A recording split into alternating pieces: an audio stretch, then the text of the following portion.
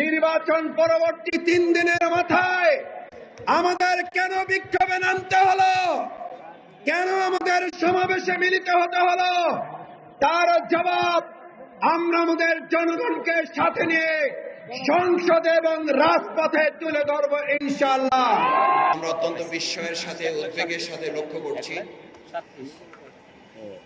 আমাদের এই মাতৃভূমি বাংলাদেশে বিগত 15 বছরের মতো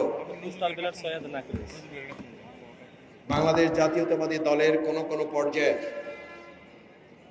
তাদের নেতা কর্মীদের দ্বারা শুধু 11 দলীয় জোটের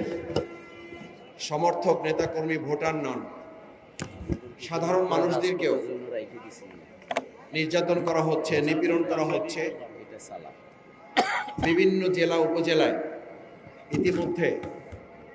কয়েক শত মিথ্যা মামলা দিয়ে তাদেরকে আসামি করে হয়রানির মধ্যে ইতিমধ্যে ফেলে দেওয়া হয়েছে। আমরা যে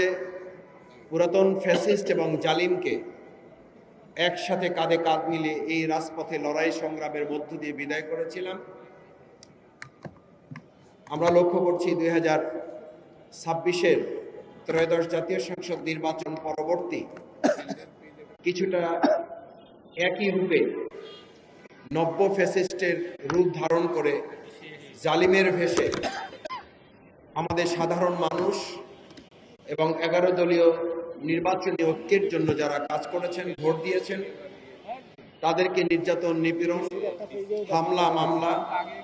ঘরবাড়ি লুট করা, দোকানপাট জ্বালিয়ে দেওয়া, দোকানপাট দখল করা,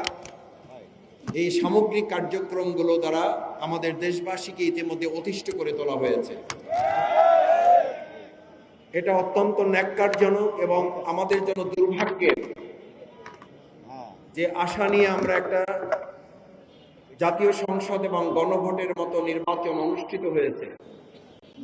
নির্বাচনের আগে এবং নির্বাচনের দিন অনেক বিষয়ে 11 দলীয় নির্বাচনী ঐক্য ছাড় দিয়েছিল এই আশায় যে জনগণের রায়ের মাধ্যমে যে দল বা যে জোট ক্ষমতায় আসবে বা জনগণ যাদের হাতে দেশের রাষ্ট্র পরিচালনা তুলে দিবে, তারা গণতান্ত্রিক প্রক্রিয়ায় জনগণের মনের ভাষা ধারণ করে এই দেশ পরিচালনা করবে বলে যে আশা করেছিল, প্রথম দিনেই সেই আশা শুধু ভঙ্গই করে নাই, রীতিমতো জাতির এই ভোট নিয়ে তারা প্রতারণার মধ্যে নিজেদেরকে সামিল করেছে। আজ নির্বাচনের পর 12 তারিখে নির্বাচন হয়েছে, আজকে 16 তারিখ, মাঝখানে 3 দিনের মাথায় 11 দলীয় নির্বাচনী ঐক্যের নেতৃবৃন্দ এবং দেশবাসীকে সাথে নিয়ে, ঢাকাবাসীকে সাথে নিয়ে কোন প্রেক্ষাপটে আমাদেরকে এখানে উপস্থিত হতে হলো, এই বক্তব্যই 11 দলীয় নির্বাচনী ঐক্যের শীর্ষ নেতৃবৃন্দ আপনাদের সামনে তুলে ধরবেন। নিশ্চয়ই আপনাদের মনে প্রশ্ন হওয়ার কথা, যখন